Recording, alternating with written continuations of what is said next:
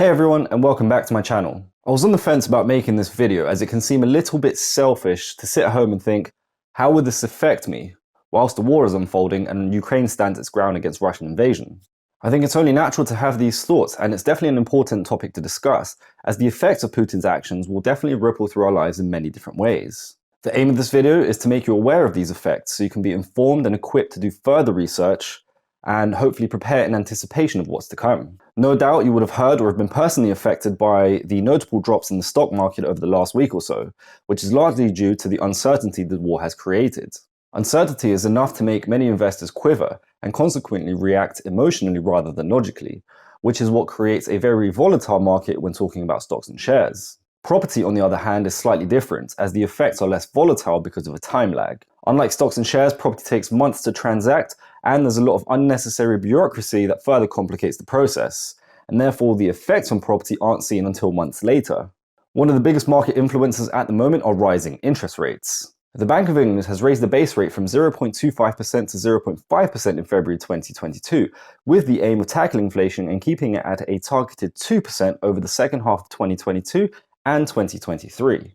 With the war escalating, the price of goods and the cost of transport could rise sharply as oil becomes more expensive. I've already seen it at my local petrol garages as fuel is around £1.53 per litre. At the time of recording this video, the inflation rate is around 5.4% and could rise to about 7% by the end of the year, meaning the Bank of England may look to raise the base rate again. This means that the cost of borrowing will go up as monthly repayments become more expensive, and in turn will reduce affordability for people looking to buy or move homes. For those that already own a home and are on fixed-term mortgages ending soon, may need to consider extending their mortgage term to balance out the potentially increased payments as the result of high interest rates. Although the UK does not fully rely on European gas supply, many parts of mainland Europe do. As the potential gas prices increase across Europe, the cost of imports are likely to be passed to the UK consumer. Recently, the building industry has had huge spikes in the prices of materials as a result of Brexit, and if further escalated, may see a drop-off in construction works as people tighten their pockets and lending becomes more expensive. If construction work becomes commercially unviable, we may see a slowdown in the new home sector, but it will be tough to determine whether demand at that point will still outweigh the supply. On one hand, as living costs increase and lending slowly becomes more unaffordable, there will be less buyers in the market, which should see house prices slowly drop. But on the other hand, the slowdown in supply may be larger than the drop-off in potential buyers, meaning prices could rise.